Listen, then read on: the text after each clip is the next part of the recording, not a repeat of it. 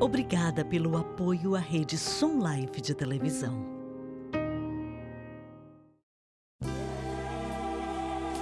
Bem-vindo a um estudo na palavra, uma série de estudos bíblicos focalizados na cruz de Cristo.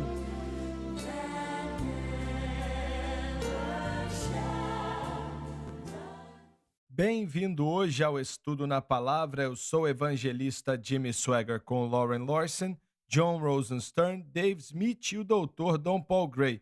É um prazer enorme poder estar com você e peço para que você ore pelo nosso irmão que esteve no programa, nos últimos programas, na realidade, ministrando para os muçulmanos em Durban, no Michigan, perto de Detroit, porque não é exatamente a coisa mais fácil do mundo. Então, peça ao Senhor diariamente pela vida dele, tá bom? O nome dele é John Koski, certo? Irmão Swagger, se eu puder compartilhar esse raciocínio, na virada do século XX, um homem chamado Howard Bliss, considerado por alguns como o pai do movimento missionário moderno, ele construiu uma universidade em Beirute, no Líbano, mas antes disso, o objetivo dele era testemunhar para muçulmanos naquela área, ganhando eles para Jesus Cristo, e parte do pensamento naquela época também era avançar a oportunidade para judeus voltarem para Israel, se preparando para a vinda do Senhor Jesus Cristo. Infelizmente, o Howard Bliss não teve tanta paciência e, ao invés de esperar para ver o poder de Deus operando no coração das pessoas e vê-las tornando-se cristãs, ele desistiu. E o movimento missionário seguiu mais um sistema de justiça social. O que o John tem feito é suportar na obra, pregando o evangelho. Podem não haver muitos, mas alguns vão sair disso e crer em Jesus Cristo. Estamos crendo em uma colheita, onde as pessoas vão poder receber, serem transformados e vão acabar nascendo de novo. Agradeço a Deus pelo que o irmão está fazendo e realmente é algo fenomenal, um exemplo de perseverança. Vamos começar então, Lauren, no começo do versículo 13 do capítulo 2 de 1 Coríntios, por favor. Sei que já lemos, mas vamos ler outra vez. Pois em um só Espírito, somente o Espírito Santo opera isso. Todos nós fomos batizados em um corpo. Na salvação, o Espírito Santo batiza o cristão pecador no corpo de Cristo, que é a experiência de nascer de novo. Não se refere ao batismo nas águas. Quer judeus, quer gregos, quer escravos, quer livres. Todos entram da mesma maneira, através de Jesus Cristo e o que ele fez por nós na cruz. E escuta aqui, nós falamos de consciência de classes e por aí vai. A única coisa que realmente responde essa pergunta ou resolve este problema é o Senhor Jesus Cristo. E como Paulo disse bem aqui, sendo judeu, gentio, livre ou como for, não importa. Quando essa pessoa aceita a Cristo, tratam a todos, ou supostamente tem que tratar, e a maioria faz isso, graças a Deus, tratam as pessoas com dignidade e respeito como ela merece, não importa quem ela é. E esse negócio de consciência de classe, que está por todo mundo na realidade, pode não ser tão ruim quanto era há vários anos atrás, mas ainda é muito ruim. Mas o cristianismo bíblico, não só o cristianismo, mas o cristianismo bíblico resolve esse problema. E somente o cristianismo bíblico pode resolver esse problema. A característica natural do homem é encontrar alguém que eles acham ser melhor do que eles. Ou seja, alguém que eu posso ridicularizar para ter uma aparência melhor. Como você falou, isso está no mundo inteiro, não é só em uma nação. Eu recebi uma carta de um juiz aqui em Baton Rouge, e o Lauren conhece esse juiz muito bem. E ele falou para mim assim, ele já viajou em toda essa parte do mundo, onde quer que ele tenha ido, lidando com a situação na prisão, porque ele estava muito envolvido no sistema carcerário e tentando melhorá-lo. Uma vez ele até ligou para o Lauren e ele não sabia o que estava acontecendo. Eu morri de medo. Um juiz me ligou e falou: vem aqui me ver. É, porque ele estava muito envolvido no sistema carcerário, tentando melhorar a prisão, não é? E o que ele te falou? Ele me ligou e me disse que, como juiz, tinha sentenciado muita gente para a cadeia, mas uma noite ele teve um sonho, e nesse sonho, eu não lembro se ele disse que era o Senhor ou um anjo, mas perguntou para ele: existem evidências o bastante para te convencer que você é um cristão? Então ele olhou para a vida dele e entendeu que via muita gente sendo mandada para a prisão, mas ele não participava de nada que pudesse transformá-los.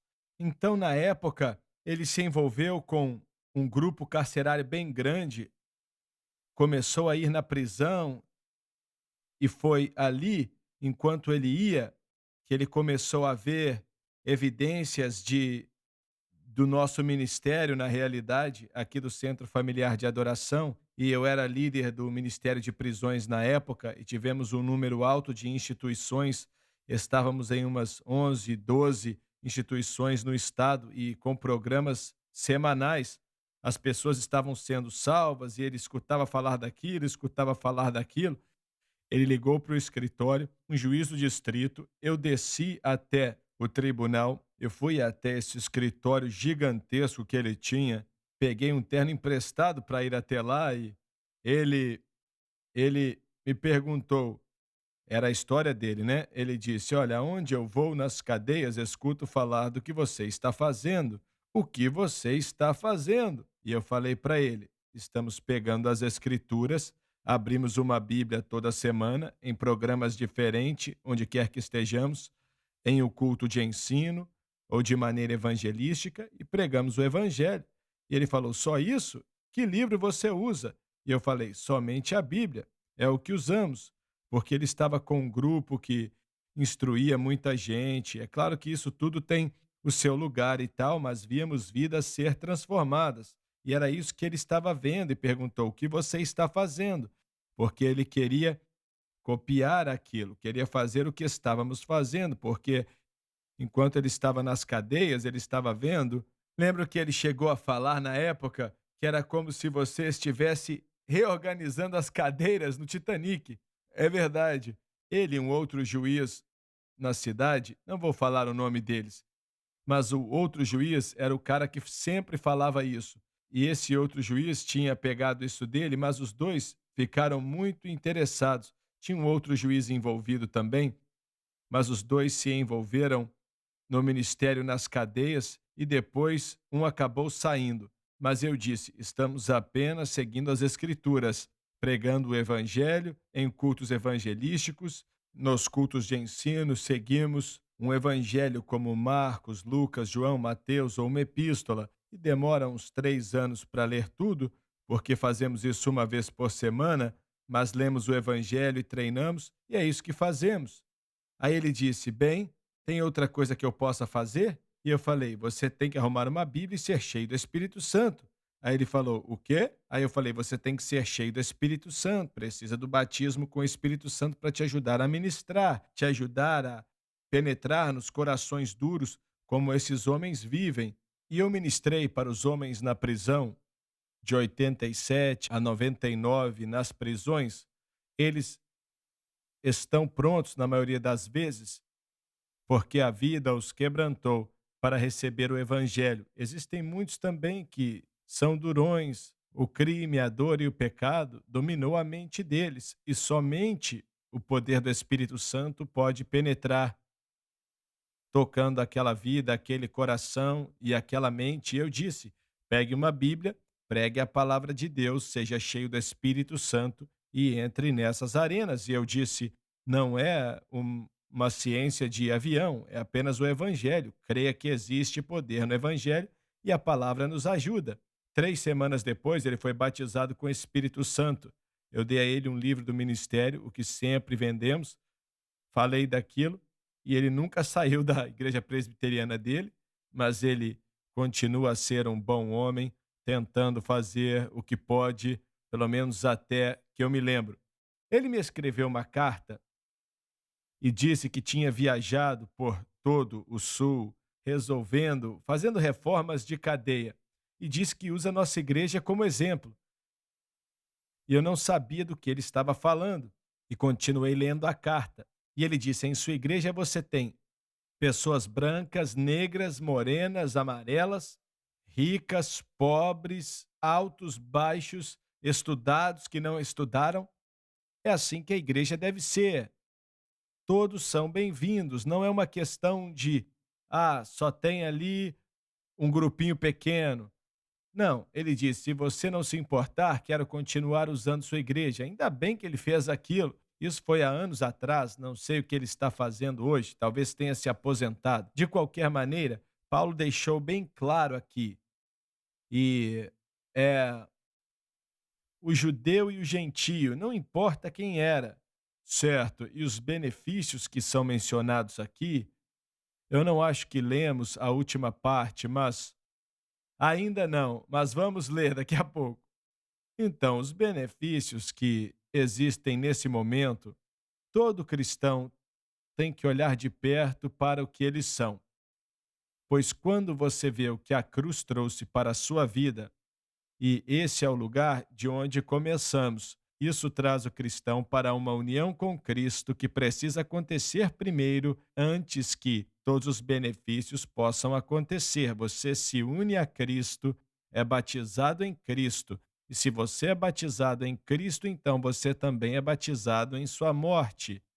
E é aí que o poder do pecado na vida do cristão é quebrado. É naquele momento ali.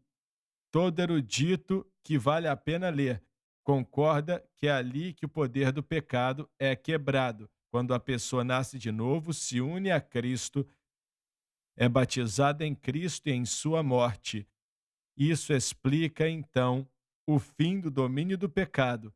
Mas se não sabemos nem o que providenciou, não saberemos aonde colocar nossa fé como cristãos. E nós devemos colocar nossa fé aonde? Em Jesus Cristo e no que ele fez no Calvário. Voltamos já, você não pode perder uma palavra do que temos para ensinar.